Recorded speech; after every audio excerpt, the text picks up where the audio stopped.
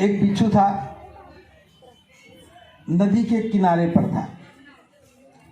उसके मन में आया न जाने दूसरा किनारा कैसा होगा, उस किनारे पे चला जाऊं। और जब मन में विचार आया तो नदी पार करनी पड़ी, तो पानी में तैरने लगा। तो पानी का बहाव बहुत तेज था, बिच्छू डूबने लगा, वापस लौट आया। फिर सोचा अब पार कर लूं। फिर नदी में उतरा, पानी का बहाव अब भी तेज था, डूबने लगा तो लौट के आ गया। और कई बार गया, हर बार पानी का बहाव तेज था, तैर नहीं सका, लौट आया। जितनी बार भी वो लौट करके आया, हर बार उसके मन में एक ही ख्याल आया, पता नहीं वो किनारा कैसा होगा, पता नहीं उस किनारे पर कैसी चीजें होंगी, मैं किनारा पार करके यहां से वहां चला जाऊं। लेकिन जब जिसकी जैसी इच्छा होती है, बुद्ध कहते हैं प्रकृति उसको वैसा ही साथ देती है। अब बिच्छू के मन में इच्छा थी कि मैं नदी के पार चला जाऊं। उसी समय उसे एक कछुआ दिखाई दिया। बिच्छू कछुए के पास गया और कहने लगा, हे कछुए भाई, मेरी बड़ी इच्छा है कि मैं नदी के पार चला जाऊं, लेकिन पानी का बहाव बहुत तेज है और मैं तैर नहीं पा रहा हूं। बड़ी मेहरबानी होगी अगर आप मुझे नदी पार करवा दो। कछुए ने सोचा कि मैं सारी उम्र तो नदी में ही रहा हूं, सारी उम्र तैरता रहा हूं, आज तक किसी ने भी मुझसे सहायता नहीं मांगी। आज पहली बार जिंदगी में कोई मुझसे सहायता मांग रहा है, तो मुझे मना नहीं करना चाहिए। उस कछुए ने कहा, हे बिच्छू भाई, मेरी पीठ पर बैठो और मैं तुम्हें नदी पार करवाता हूं। बिच्छू कछुए की पीठ पर बैठ गया और कछुआ तैरने लगा। अभी थोड़ी दूरी गया था, बिच्छू ने कछुए की पीठ पर डंक मारा। डंक लगते ही कछुए ने कहा, हे बिच्छू भाई, तूने मुझे डंक क्यों मारा? बिच्छू ने कहा, भाई मुझसे गलती हो गई, माफ कर दो। कछुए ने कहा, चलो कोई बात नहीं, गलती हो भी जाती है, माफ किया, लेकिन याद रखना ये गलती दोबारा मत करना। बिच्छू ने कहा कि बिल्कुल नहीं करूंगा। अब कछुआ और आगे बढ़ा, थोड़ी दूर और आगे पहुंचा। बिच्छू ने फिर डंक मारा। डंक मारा तो कछुए ने फिर कहा, हे बिच्छू भाई, तूने अब डंक क्यों मारा? उसने कहा कि भाई मुझसे भूल हो गई, इस बार भी माफ कर दे, भूल से लग गया। कछुए ने कहा, चलो कोई बात नहीं, भूल भी हो जाती है, इस बार भी माफ किया, लेकिन याद रखना अगली बार भूल भी माफ नहीं करूंगा। बिच्छू ने कहा कि बिल्कुल भी भूल नहीं होगी, ना गलती होगी ना भूल होगी। कछुआ और तैरने लगा।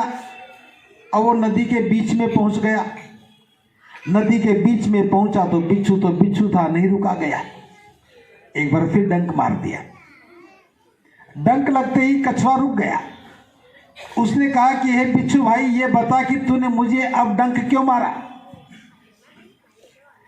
बिच्छू बड़ा समझदार था। उसने कहा, भाई सच बताऊं, मैंने बड़ी कोशिश की कि मैं डंक ना मारूं, मैंने बड़ी कोशिश की कि मैं डंक ना मारूं, लेकिन रुका ही नहीं गया।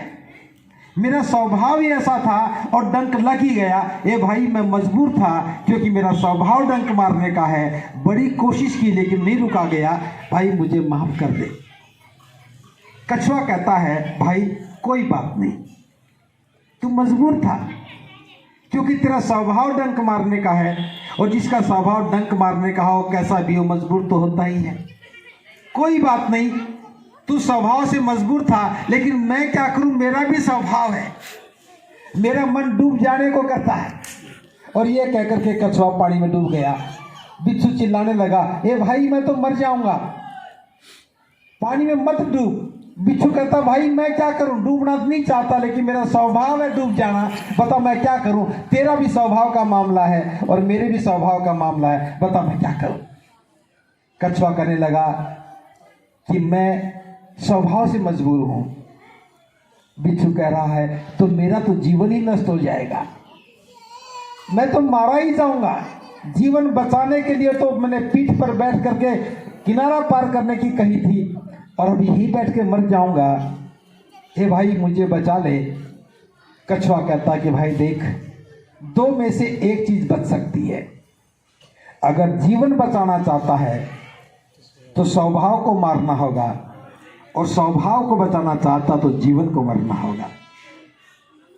स्वभाव को बचाएगा तो जीवन को मरना होगा, अगर जीवन बचाना चाहता स्वभाव को मारना होगा।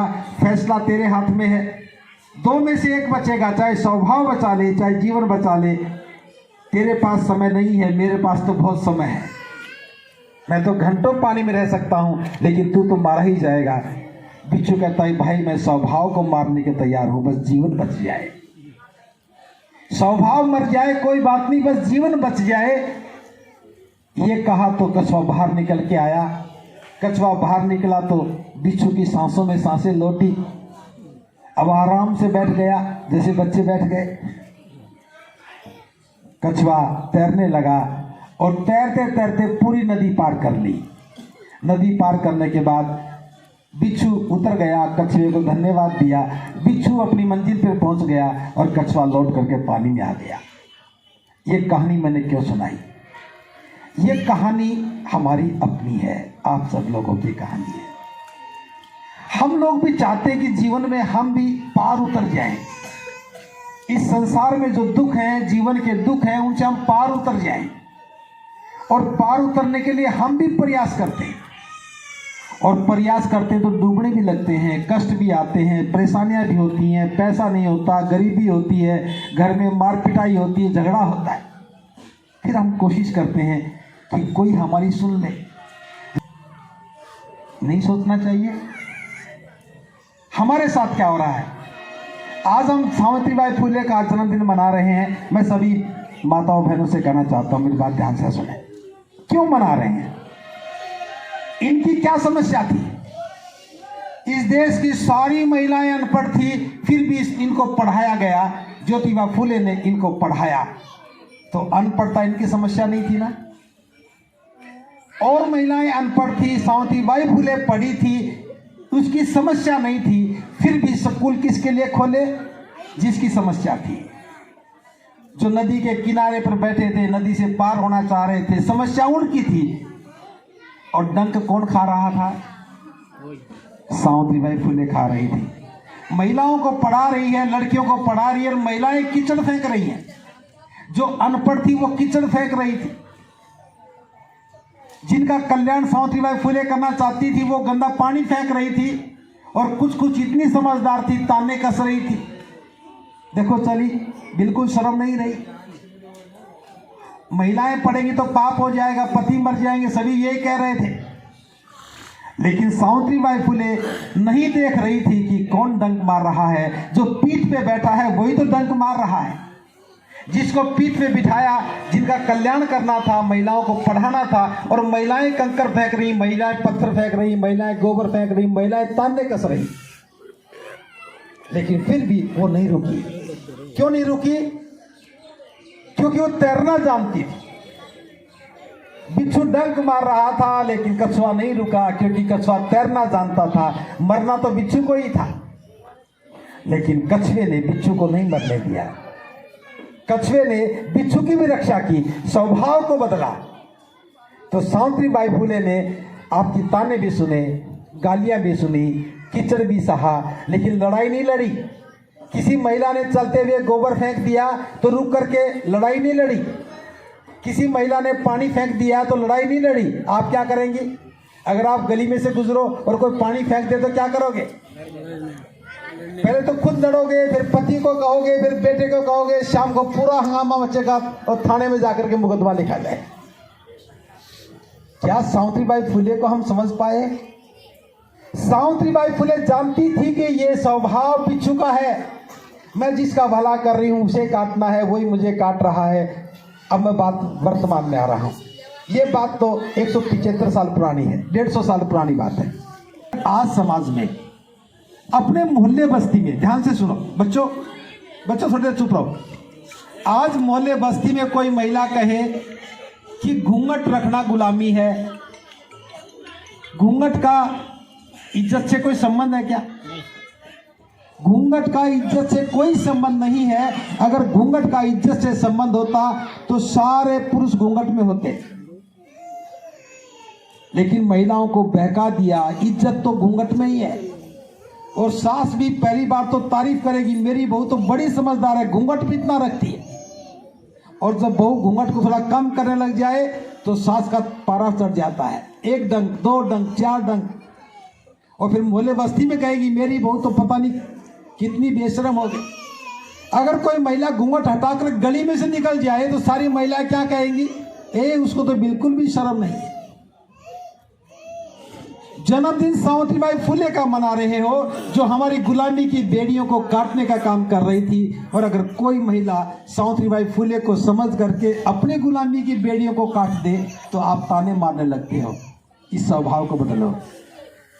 कोई महिला दुसाहस करे तो उसको शाबाशी दो कि उसकी बहू बहुत अच्छी है, घूंघट नहीं करती, उसकी बहू बहुत अच्छी है, पूजा पाठ नहीं करती, उसकी बहू बहुत अच्छी है, अंधविश्वासी नहीं है, उसकी बहू बहुत अच्छी है, पढ़ी लिखी है, बच्चों को पढ़ा रही है।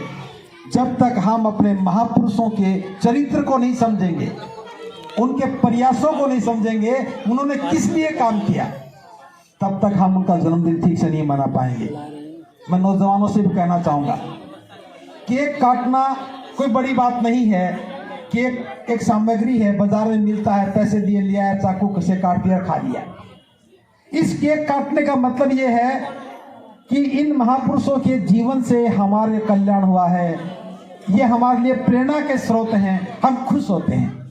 और खुश होने का मतलब है समाज की जो बुराइयां हैं उनसे लड़ो, समाज की बुराइयों को खत्म करो। जो भी नौजवान तंबाकू खा रहा है उसकी तंबाकू छुड़वाओ। ये मुंह में कैंसर करने की बीमारी है। हमारा रहन सहन बहुत बुरा हो गया। शराब पी के घर में आते हैं, पत्नी से झगड़ा करते हैं, बच्चों को पीटते हैं। क्या ये जीवन है? हमें अपने जीवन को सुंदर बनाना चाहिए, अच्छा बनाना चाहिए, रहन सहन अच्छा बनाना चाहिए। लेकिन यहाँ हो क्या रहा है?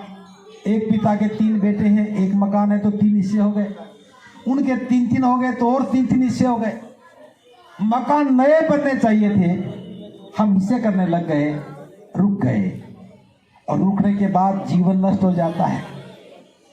हमें जीवन कैसे जीना है ये सोचना चाहिए, हमारे बच्चों का जीवन कैसा हो ये सोचना चाहिए। बाबा साहब ने भी कहा, प्रत्येक माता पिता की जिम्मेदारी है कि वो अपने बच्चों को अपने से बेहतर बनाए।